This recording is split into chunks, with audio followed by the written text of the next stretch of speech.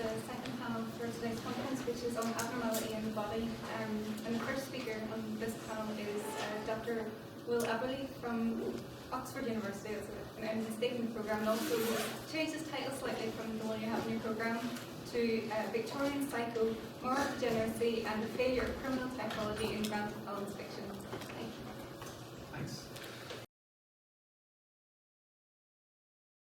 So, Victorian degeneration theory often relied on the tacit understanding that degeneracy was transparently visible. Cesare Lombroso's diagrams and Francis Galton's composite photographs saw common features of degeneracy which could be identified on sight, from prognathous jaws to an aquiline nose. Such bodily abnormalities were thought to mirror internal mental and moral abnormality. As the physician Joseph Sims commented in 1872, holding nothing back, the deviant body was a signboard denoting the rottenness within. However, so-called degenerate behaviour was observable across a wide range of people, whose bodies often failed to cohere with typological images.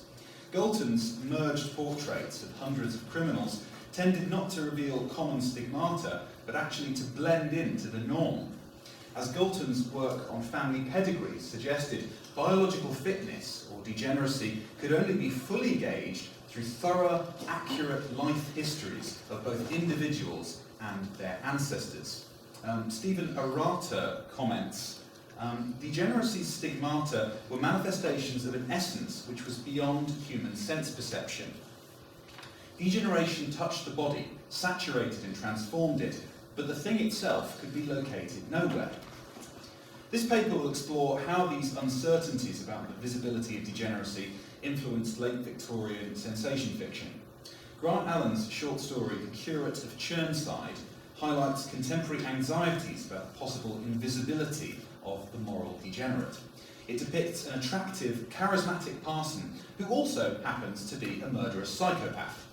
Allen uses the free indirect discourse of realist fiction, roving from one character's perspective to another, to highlight the capacity of moral degenerates to pass themselves off as normal members of society. In this way, his tale testifies to the importance of narrative in degeneration theory. Like evolution, its inverse in some ways, degeneration was ultimately not an image, but a story of processes that could never be fully visualized. Allen's fiction exploited popular anxieties about degeneration, but he also had a deep knowledge of contemporary biology, more than most creative writers of his time. This was because he began his writing career as a scientific popularizer and speculator. His first books, Physiological Aesthetics and The Colour Sense, theorized about human and animal perceptions had evolved. These works gave him an entree into the society of scientific naturalists such as Darwin, Alfred Russel Wallace and Herbert Spencer. In periodicals like the Cornhill magazine, he offered vivid illustrations of evolution in the natural world, and problems of perception and deception were never far from his mind. Allen was close friends with both Wallace and Henry Walter Bates, who had discovered that natural selection produced mimicry, with many creatures evolving to resemble their surroundings or different inedible species. We find Allen regaling readers with examples of such natural disguises in an early article entitled Strictly Incognito.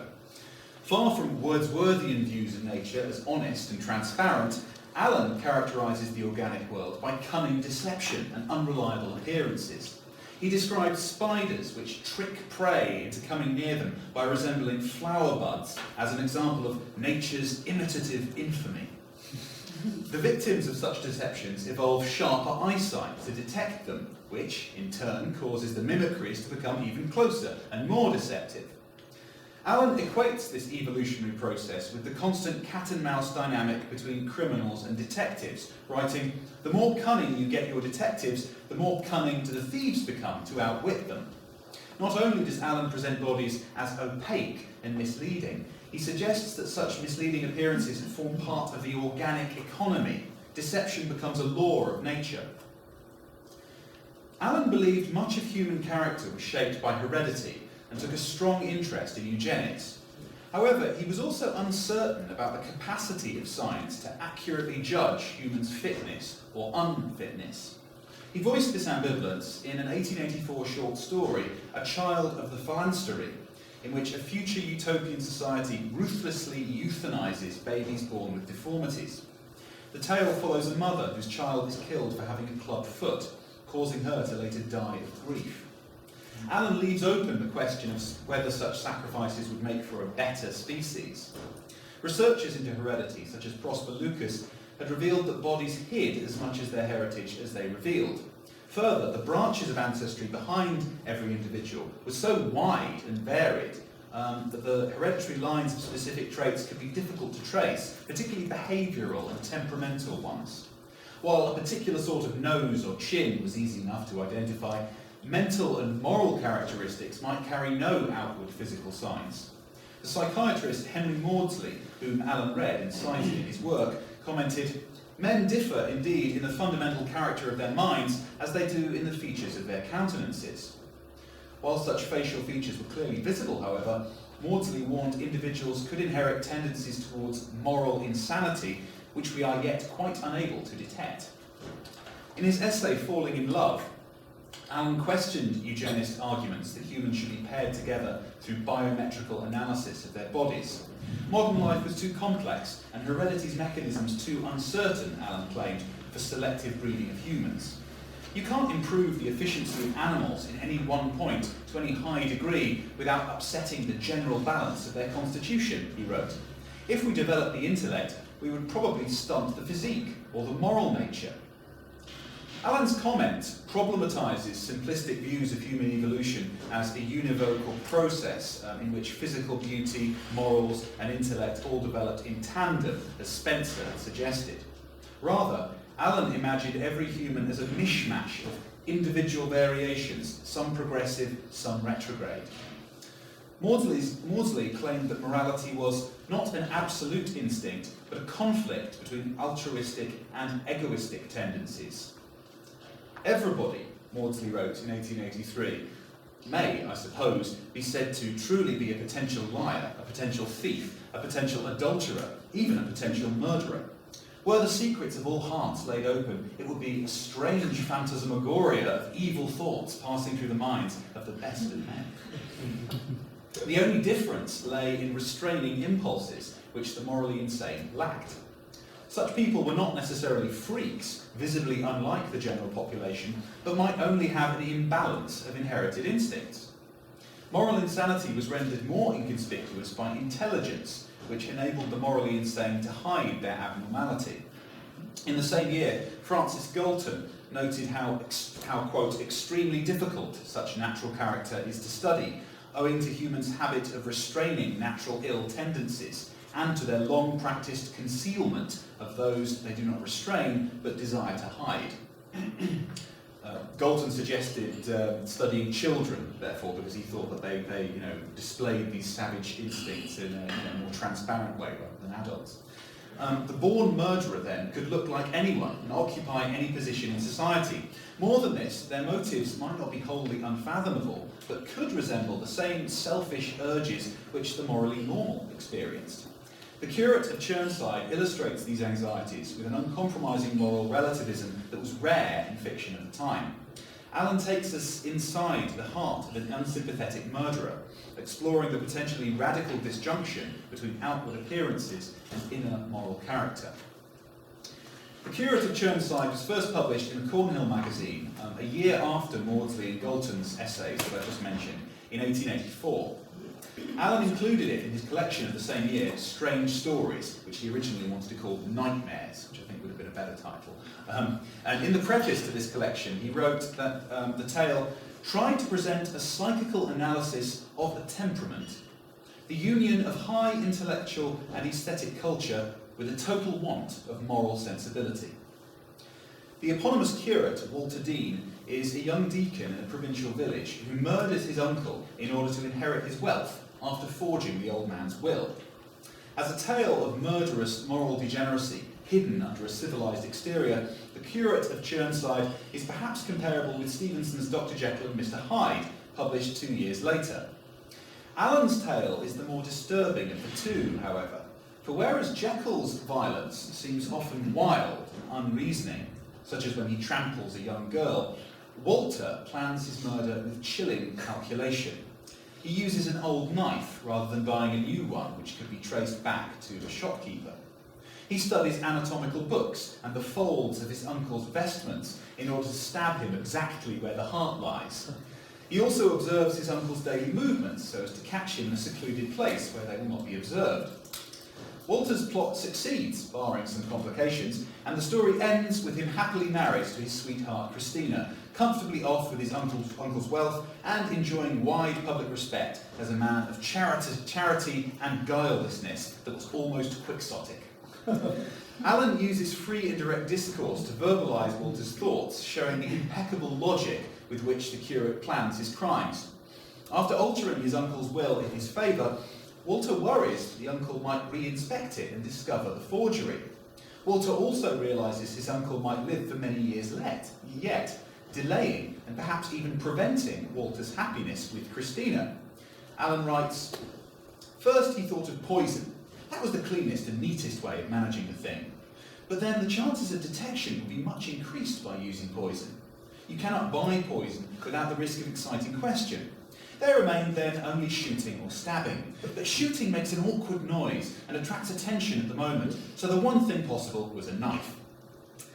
Far from acting out of wild savagery, Walter takes pride in his meticulous planning and forethought, scorning the impulsive crimes of the lower classes.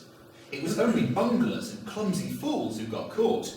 He knew that a man of his intelligence and ability would not make such an idiot of himself as common ruffians always do. While as a sensitive aesthete, Walter is discomforted by violence and carnage, his experience is utterly lacking in sympathy for others. His narrated thoughts during the murder focus wholly on the practical problems of killing the man and avoiding detection. His uncle appears to him as an object to be manipulated rather than a fellow being eliciting emotion. The vicar's lifeless body fell over heavily by the side of the gate. It rolled down like a log into the dry ditch beneath. Walter knelt trembling on the ground close by, felt the pulse for a moment to assure himself that his uncle was really dead, and, having fully satisfied himself on this all-important point, proceeded to draw the knife neatly out of the wound. He had let it fall in the body in order to extricate it more easily afterward, and not risk pulling it out carelessly so as to get himself covered needlessly by telltale drops of blood like ordinary clumsy assassins. It would be unsafe to leave it here, for it might be recognised. Minimise the adverse chances, he muttered. Alan's free indirect discourse inverts George Eliot's model of literature as a means of extending human sympathies. In Walter, we find a character whose thoughts are understandable in intellectual, logical terms, yet in terms of emotion and sympathy, incomprehensible. His psychological processes resist the imaginative empathy which we're trained to normally expect from fiction. Such emotional projection will only mislead us, the narrator warns, as it misled the curate's parishioners into seeing feelings which weren't really there.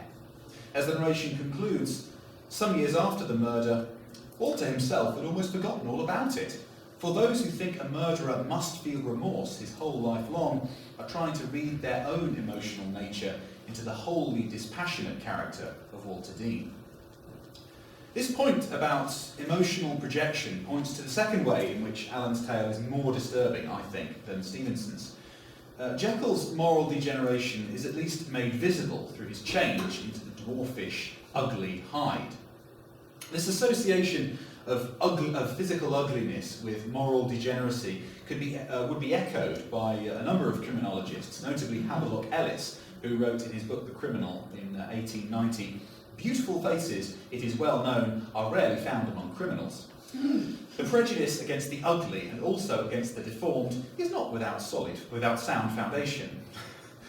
So you can see that old fashioned view still having some prominence right at the end of the century.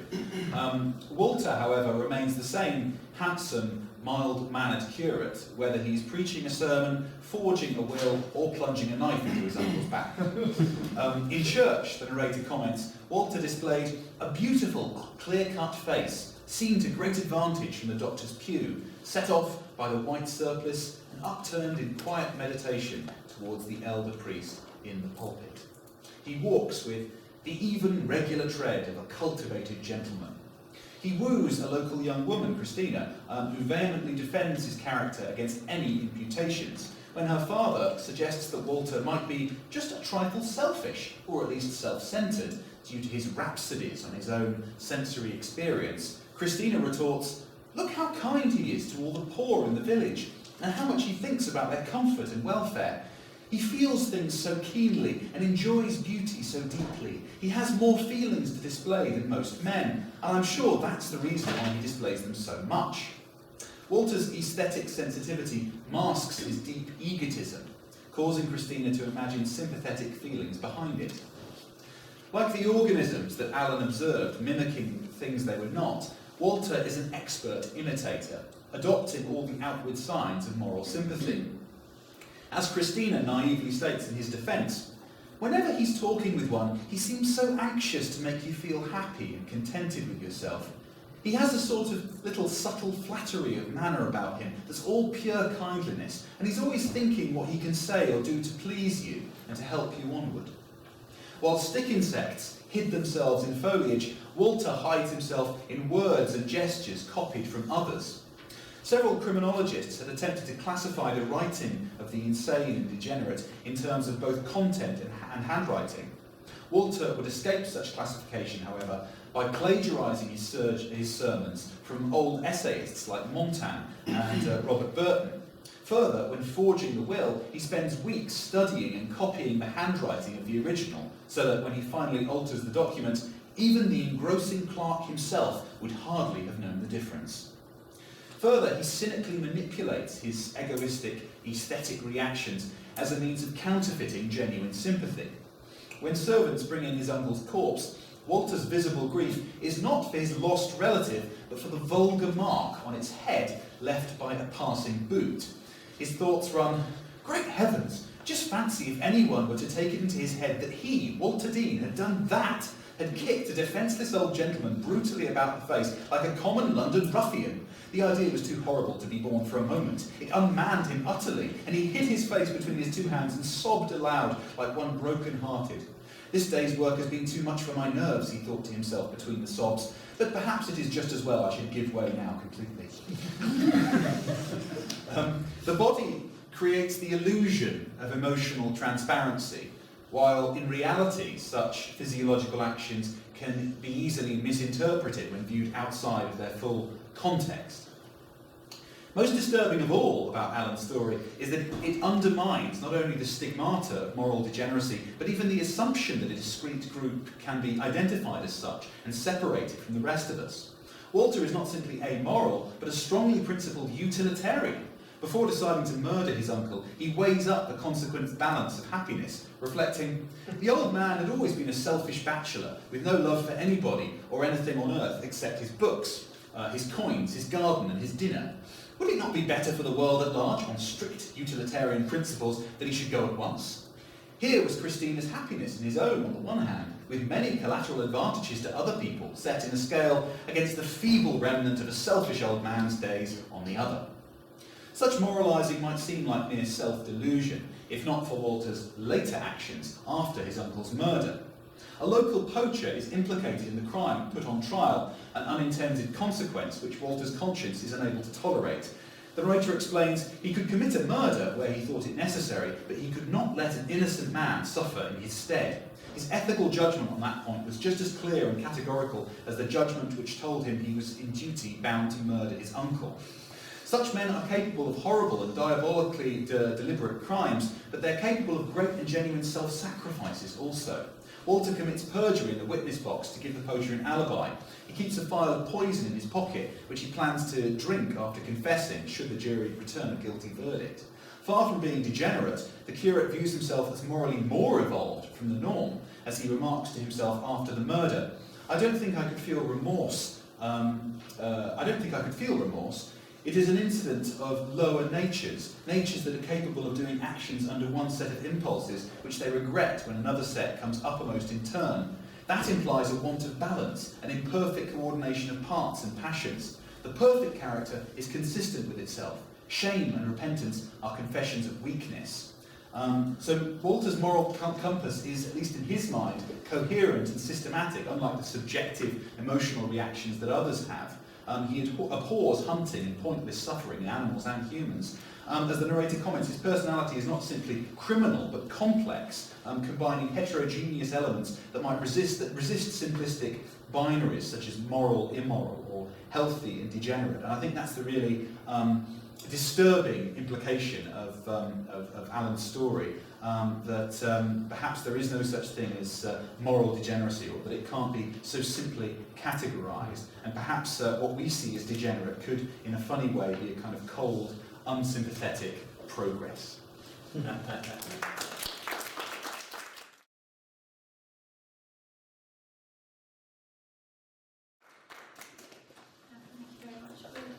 next speaker is Sophie Newman from Durham University, and she's going to speak on Life in the Shadows, Accessing Evidence of Rickets and 19th Century Society through Bio-archaeology.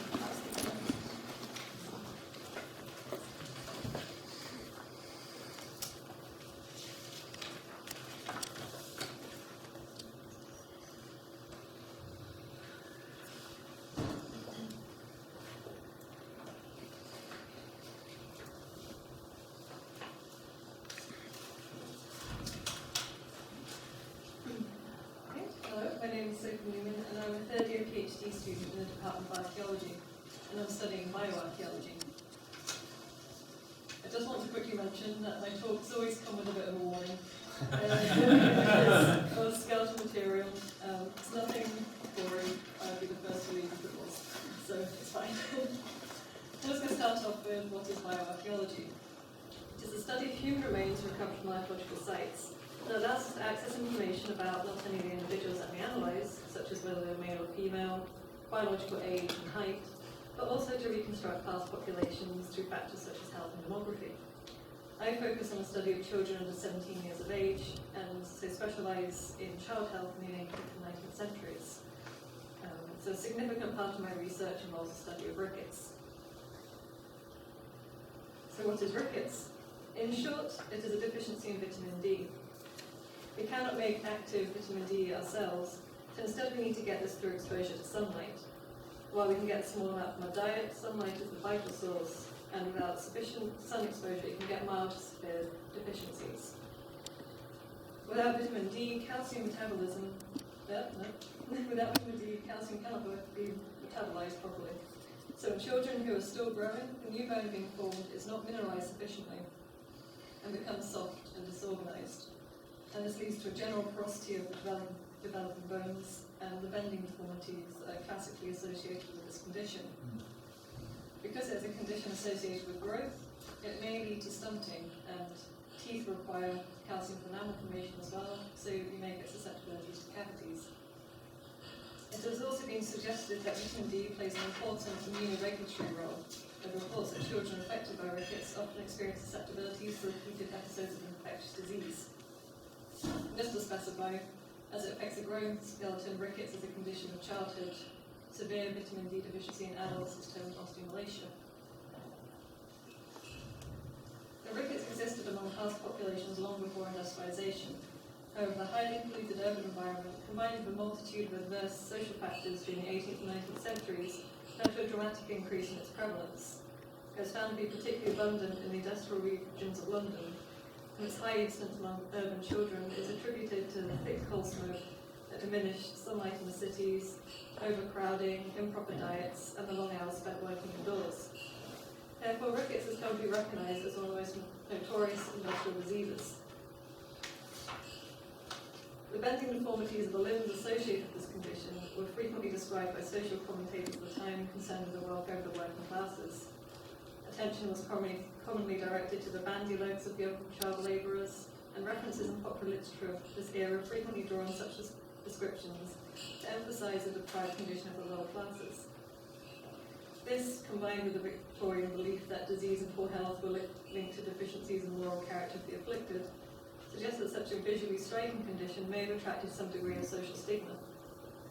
For example, here is a description of the archaeologist, describing him as having rather bow legs and little sharp ugly eyes.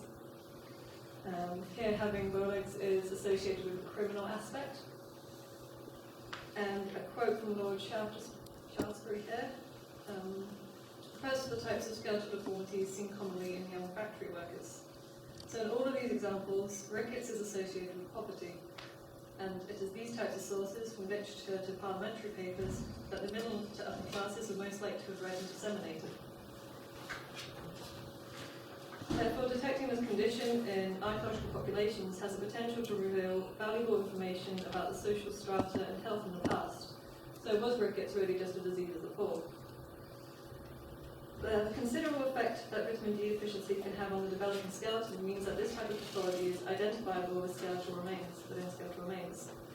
Here is an overview of the many skeletal changes that can occur, but I'm going to direct your attention to a few key symptoms.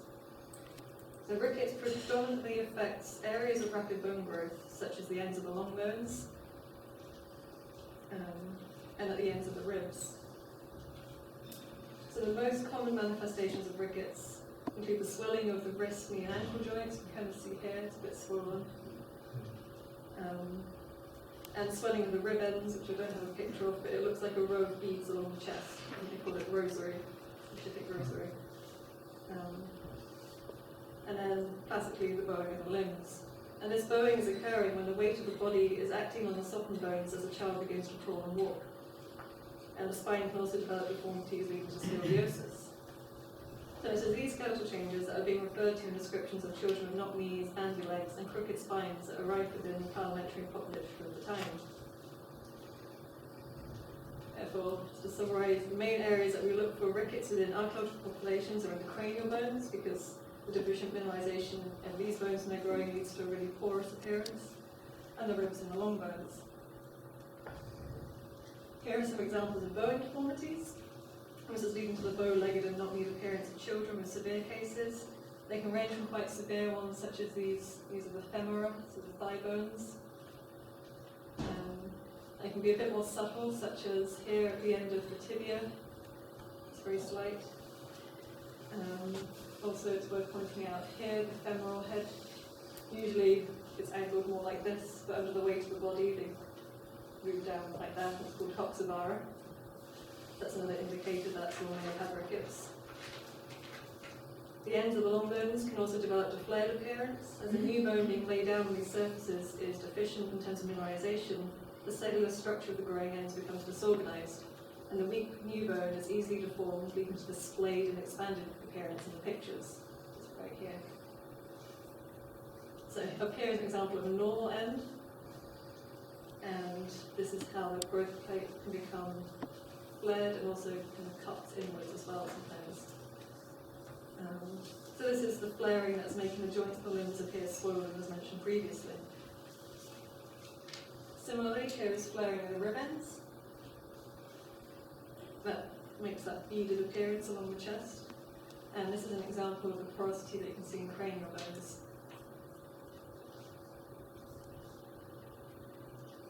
So using these skeletal criteria, I assess rates of rickets in 4 populations from London of different social status. So the population of Chelsea Old Church represents those of a higher status, right here, and would have resided in the suburbs of the city, perhaps further away from the detrimental environmental conditions. The St Bernard Shearholm population and Bow Baptist population represent individuals of the middling classes. Bow Baptist were again a more suburban area. However, at this time the city was rapidly growing, so this population did become incorporated with the urban centre and became increasingly industrialised. And lastly, Crossbones, just here, is renowned for being a pauper burial ground, so these people would have most likely experienced extreme poverty in their lifetimes, and who described this area as being a wretched throne of poverty. It is important to note that these cemetery populations are not necessarily homogeneous in terms of social status. This is Booth's poverty map. And you can see these red areas here, which are classed as well-to-do people, are often alongside the black areas described as vicious semi-criminal. So it's possible that some individuals may have differed in class, but on balance, each would have had a preponderance of either low, middle, or high status groups. And when we look at a breakdown of the rates of this disease at each site, there is an extremely high rate of rickets in all populations. And to put this in perspective, an example rate of rickets within a medieval population is approximately 2.5%. And this particular population is notable for its high rate of rickets from medieval period cemetery. It's usually more about 1%. What's really interesting as well is that all 4 sites have very similar rates of rickets, ranging between 12 to 16%. So rickets was not just a disease of the poor. We expect to see such high rates in the lower classes from what we know about extremely high levels of atmospheric pollution, the long hours worked by children indoors, and the deficient diets of the lower classes. But why do we also see such high rates in the middle and upper classes? Well, the wealthier classes were very fashionable people, and this is evident not only in their clothing, but sometimes in their childcare practices. Cadogan spoke out strongly against upper class treatment of children. Here he refers to them as puny insects. Wealthy parents were less likely to be interested in the rearing of children themselves, so often nursemaids and nannies were employed to do this for them. And it wasn't unheard of for these nurses to effectively drug the children in their charge with medicines such as syrup of poppies to keep them quieter. And laudanum was also suggested by Mrs. Beeton as a remedy for a variety of ills. Most importantly, though, in the late 18th century, and particularly in the 19th century, there was a big decline in breastfeeding, and this is a trend that spanned the classes. In the lower classes, mothers needed to get back to work or were often too malnourished themselves to provide adequate breast milk. Whereas in the higher classes, some felt that breastfeeding was quite unfashionable or inconvenient, so they employed wet nurses. They might have been able to provide as well as the mothers, as they would have been caring for many children at one time. Artificial methods of feeding were also an option for those disinclined or unable to breastfeed. Improperly sterilised bottles present a risk for infection, and artificial foods themselves were just not sufficient to support a healthy child. And to put this in context in terms of health, according to the UNICEF website, breastfed children have at least 6 times greater chance of survival in the early months than non-breastfed children. So these artificial infant feeds were very starchy, being mainly flour-based, and were mixed with water or cow's milk and sometimes sweetened. It's also worth noting that cow's milk is not a suitable alternative as it lacks the necessary vitamins provided by maternal breast milk. And supply to towns was also frequently curdling and a potential source of infection. And food such as bread was also often adulterated. So these factors are also important when considering the weaning diet, as you don't usually just stop breastfeeding. There's a crossover period where breast milk needs to be supplemented with other foods from at least 6 months onwards. So if you have a deficient weaning diet, and it tended to be similar to a dry nursing diet, then this would have also vastly affected health. And also, swaddling. This is very popular in the very young to keep infants from getting too cold, and with the belief that it would keep their limbs straight, although it was more likely to add to the limb deformities of rickets. The practice of swaddling infants would have greatly reduced exposure to sunlight, as with keeping children indoors to ensure that they retained a nice fashion of power, or to protect them from the polluted environment if they were considered sickly to start with. So you have a situation where these childcare practices, although with the best of intentions, meant that higher class children were likely to be deficient in both diet and sun exposure, especially in infancy. And this would put them at a high risk of developing rickets, as seen in the results of the study. Now, medical literature at this time does occasionally indicate that rickets was an issue in the wealthy families. However, it may have been unlikely that families would have been reading these types of sources over the more popular mediums of the time. Therefore, the prevailing view of rickets at this time, as can be seen in this quote, was that it was a disease of poverty. However, the majority of children in the 19th century were at risk of developing this condition regardless of wealth. But why is this important? Well, you don't need to grow up in a Victorian slum to develop rickets, and this is important when considering child health today. In the same way that rickets is presumed to be a condition of the poor in the 19th century, most people would assume that it is a condition of the past. However, rickets is making a comeback. There is still a relatively high prevalence of vitamin D deficiency in many countries, mainly due to a lack of exposure to sunlight, due to latitude, lifestyle, cultural dress, and dietary deficiency. The cases today may not be as severe as those seen in the 19th century, but even mild deficiencies can vastly affect health. When considering the effect that rickets can have on the overall immune status of an individual, vitamin D deficiency can have a significant impact on susceptibility to disease. If you think about in winter, when you haven't seen the sun for about a month, and you seem to be catching a new strain of cold every 2 weeks. But more seriously, historically, rickets co-occurred regularly with a host of other conditions in infancy, such as whooping cough. And when these conditions occurred together, it was far more likely to be fatal in the very young. The convulsive coughing with this condition, combined with the softening of the bones, such as the ribs, could lead to a lot of damage and death. And whooping cough is also again on the increase, and it's mutating quite rapidly, as well as many other Victorian diseases. In fact, many of the health issues faced in the 19th century are making a comeback in the UK, such as gout, tuberculosis, measles, malnutrition and scurvy. However, rickets is one condition that can be easily avoided with appropriate awareness. So to conclude, life in the city came with some significant health risks to all of its members regardless of class. And in the same way that it was assumed that rickets was a disease of the poor in the 19th century, it is dangerous to assume that rickets is a disease of the past. The study of rickets in archaeological populations can reveal a wealth of information regarding childcare practices and environmental conditions across the social strata, and can also remind us of the importance of vitamin D for child health today. This is my acknowledgements, and so it was a bit quick.